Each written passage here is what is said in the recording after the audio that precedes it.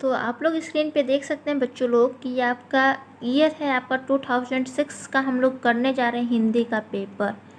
हिंदी आप लोग का करने जा रहे हैं। ये जो क्वेश्चन सीरीज है ये आपका प्रीवियस ईयर का क्वेश्चन है, जो कि बहुत ही ज़्यादा इम्पॉर्टेंट है। आप सभी लोगों को पता है कि बिहार पैरामेडिकल का प्रीवियस ईयर क्वेश्चंस बहुत ही ज़्यादा इंपॉर्टेंट होते हैं। कभी कभी तो होता है कि आपका रिपीटेड क्वेश्चंस भी पूछ दिए जाते हैं एकदम सेम टू सेम। तो अगर आप लोग अच्छे से प्रीवियस ईयर को किए रहिएगा तो आप लोग इसलिए सारा क्वेश्चंस को अच्छे से करके आइएगा, ठीक है। 90 क्वेश्चंस आप सभी से पूछा जाता है। तो आप लोग फर्स्ट क्वेश्चन स्क्रीन पे देख सकते हैं कि आपका हिंदी की मूल उत्पत्ति हुई है। आप सभी लोगों को बताना है कि हिंदी की मूल उत्पत्ति हुई है। ऑप्शन है आपका मगधी से, वैदिक संस्कृत से, या फिर डी है आपका स्वर सैनी अपभ्रंश से, या लौकिक संस्कृत से। तो मेरे प्यारे विद्यार्थी लोग बताएंगे कि आपका जो हिंदी की मूल उत्पत्ति हुई है वो कहाँ से हुई है।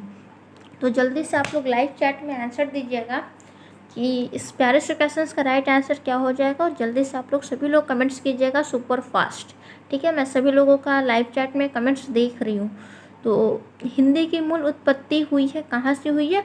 तो वेरी गुड, जो भी हमारे प्यारे विद्यार्थी लोग बता रहे ऑप्शन डी मीन्स स्वर सैनी अपभ्रंश से, उनका राइट आंसर हो जाएगा, ठीक है। इस प्यारे से क्वेश्चन का राइट आंसर क्या हो जाएगा? तो स्वर सैनी अपभ्रंश से। जो भी स्टूडेंट्स स्वर सैनी अपभ्रंश से बता रहे थे उनका बिल्कुल करेक्ट है, ठीक है। तो अब बात आती है कि हिंदी की मूल उत्पत्ति तो संस्कृत से हुई है, संस्कृत से ही हमारा हिंदी आया है। तो फिर आप तो स्वर सैनी अपभ्रंश कैसे बता रही है? तो चलिए इस पर हम लोग डिटेल्स से बात करते हैं, ठीक है। तो सही ये बात है, पहले तो संस्कृत आया है। तो पहले क्या आया है? तो संस्कृत आया है, ठीक। और संस्कृत के बाद आपका क्या आया है? तो संस्कृत के बाद आपका पाली आया है। संस्कृत के बाद आपका पाली आया है।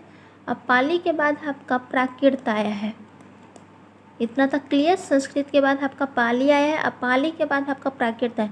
और प्राकृत जो है वो आगे चल के किस में आया? तो ये आपका अपभ्रंश में आया।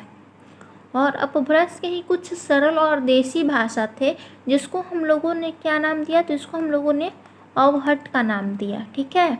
इसको हम लोगों ने अवहट का नाम दिया। और अवहट ही क्या किया? आगे चल के हिंदी में कन्वर्ट हो गया। तो इसीलिए बोला जाता है कि हिंदी का जो मूल उत्पत्ति हुआ था वो आपका स्वर सैनी अपभ्रंश से हुआ था, ठीक है। तो आई होप आप सभी लोग ये क्वेश्चंस अच्छे से समझ लिए होंगे। और आप सभी लोगों का फर्स्ट क्वेश्चन का राइट आंसर आपका ऑप्शन डी हो जाएगा, ठीक है। तो चलिए अब हम लोग सेकंड क्वेश्चन देखते हैं। और ये सारा जो क्वेश्चन करवा रही हूँ बहुत ही ज़्यादा इंपॉर्टेंट क्वेश्चन है, तो आप लोगों को अच्छे से करना होगा, ठीक है। तो सेकंड क्वेश्चन आप लोग देखिए। सेकंड क्वेश्चन भी आप लोग स्क्रीन पे पढ़िए और इसका लाइव चैट में आप लोग आंसर दीजिएगा। तो सेकंड क्वेश्चन आप सभी से पूछा जा रहा है कि हिंदी निम्नलिखित में से किस लिपि में लिखी जाती है? ऑप्शन है आपका गुरुमुखी, ब्राह्मी, देवनागरी और खरोष्टी।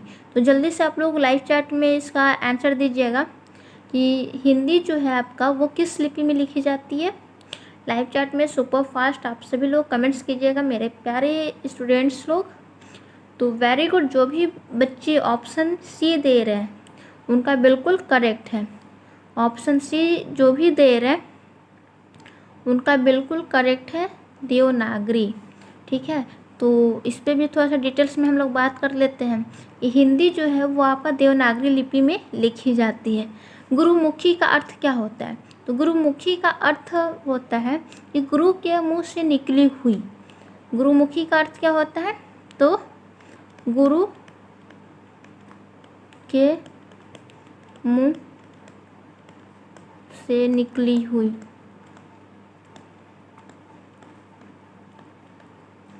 जिसको पंजाबी भाषा बोलते हैं, ठीक है। तो देवनागरी लिपि का विकास जो हुआ था वो आपका ब्राह्मी लिपि से हुआ था, ठीक है। तो और गुरुमुखी लिपि जो है ये जो आपका पंजाबी भाषा होता है, पंजाबी भाषा ये आपका गुरुमुखी में ही लिखी जाती है। पंजाबी भाषा जो होता है वो आपका गुरुमुखी लिपि में ही लिखी जाती है। तो ये चीज़ आप लोग अच्छे से याद रखिएगा। और थोड़ा सा डिटेल्स है, खरोष्टी लिपि को हम लोग गंधारी लिपि भी कहा जाता है। खरोष्टी को हम लोग गंधारी लिपि के नाम से भी जाना जाता है। तो इसको गंधारी लिपि,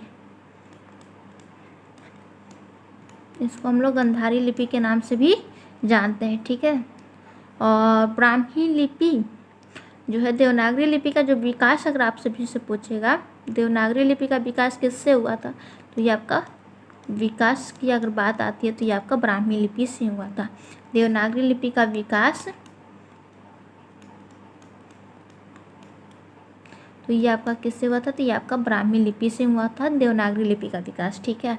तो चलिए आप लोग क्वेश्चन नंबर 3 को पढ़िए और इसका जल्दी से आप लोग कमेंट्स बॉक्स पे आंसर दीजिएगा। कि सर्वप्रथम हिंदी समाचार पत्र प्रकाशित हुआ, तो ऑप्शन है आपका सन 1821, सन 1849, सन 1826, सन 1827। इस प्यारे से क्वेश्चंस का राइट आंसर आप सभी लोग बताइएगा कि हिंदी समाचार पत्र कब प्रकाशित किया गया था। तो आप लोग लाइव चैट में फटाफट आंसर दीजिए। इस प्यारे से क्वेश्चंस का राइट आंसर क्या हो जाएगा, तो वेरी गुड, जो भी बच्चे ऑप्शन सी दे रहे हैं उनका बिल्कुल करेक्ट है।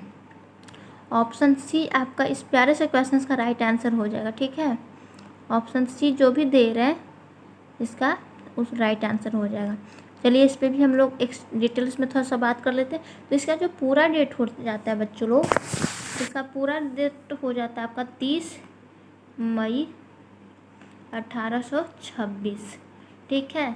और सर्वप्रथम समाचार पत्र जो प्रकाशित हुआ था उसका नाम क्या था, तो उसका नाम था आपका उदंड मार्तंड। और तो ये चीज़ भी आप लोग याद रखिएगा कि इसका नाम क्या था, तो उदंड मार्तंड था।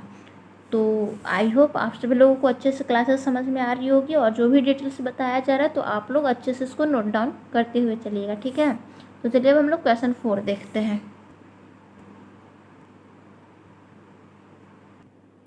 क्वेश्चन 4 आप सभी लोगों से पूछा जा रहा है कि विष्टा शब्द का तद्भव शब्द क्या है। विष्टा का आप सभी को बताना है तद्भव शब्द क्या होता है। फर्स्ट है विष, विन, विही या फिर विट। तो जल्दी से आप लोग लाइव चैट में आंसर दीजिएगा कि इस प्यारे से क्वेश्चन का राइट आंसर क्या हो जाएगा। तो वेरी गुड, जो भी ऑप्शन डी दे रहे हैं उनका बिल्कुल करेक्ट है। जो भी इसका राइट आंसर विट दे रहे हैं उनका बिल्कुल करेक्ट है, ठीक है। तो विष्टा शब्द का जो तद्भव होता है वो आपका विट होता है, ठीक है। तो तद्भव शब्द किसको बोलते हैं, तो तद्भव शब्द हम लोग बोलते हैं संस्कृत के शब्द में परिवर्तन करके जो हिंदी में शब्द प्रयोग करते हैं उससे हम लोग तद्भव शब्द बोलते हैं। संस्कृत के शब्द, जैसे देख लीजिए यहाँ पे लिख दे रही हूँ, तद्भव शब्द का डिफाइन क्या होता है। तो संस्कृत के शब्द में परिवर्तन करके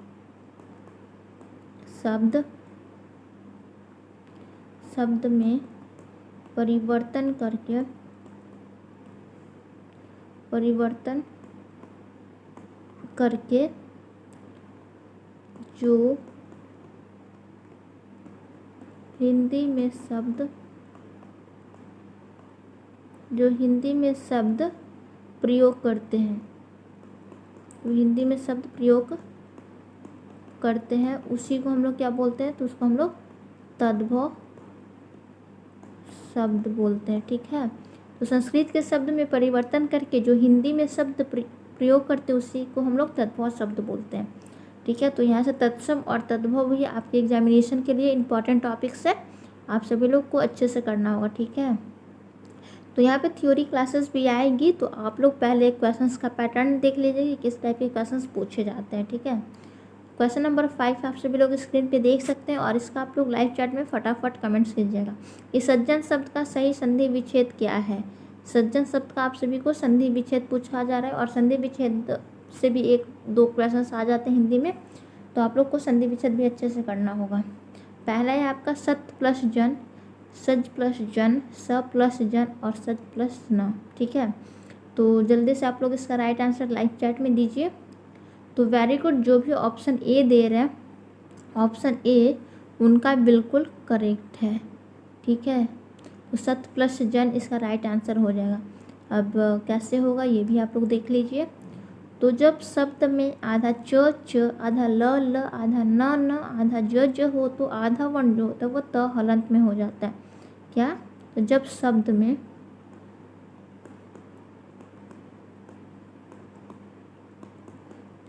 में आधा ल, आधा न, आधा च आधा ज हो तो आधा वर्ण जो होता है आपका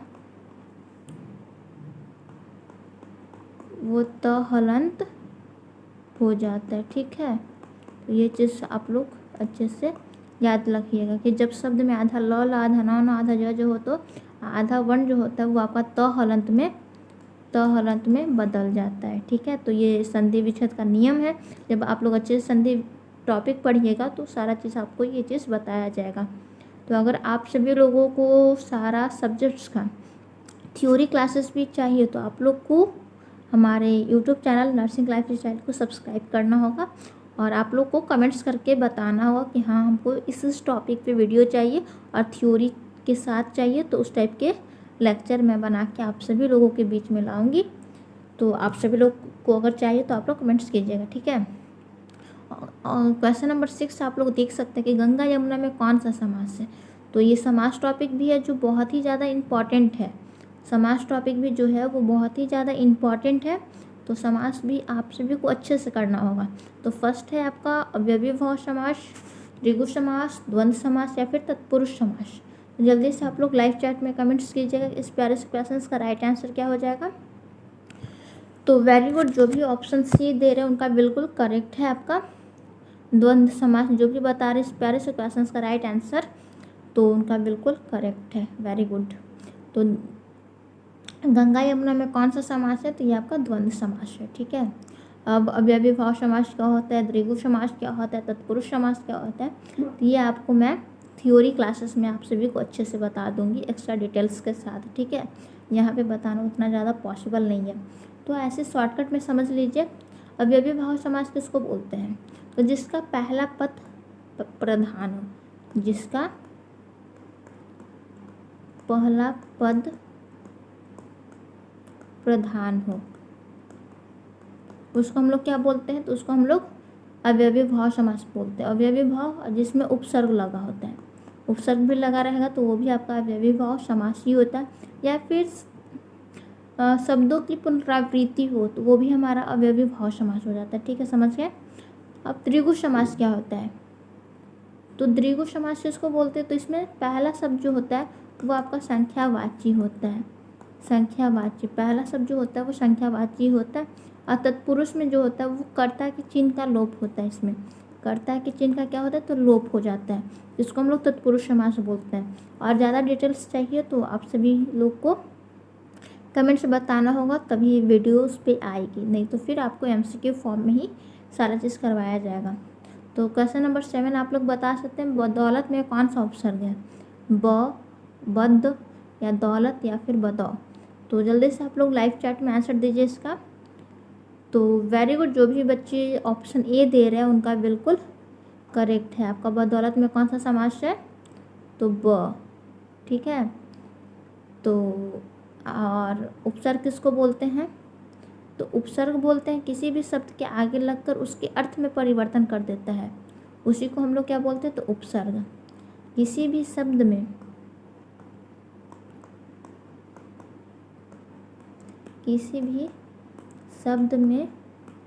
पहले लगकर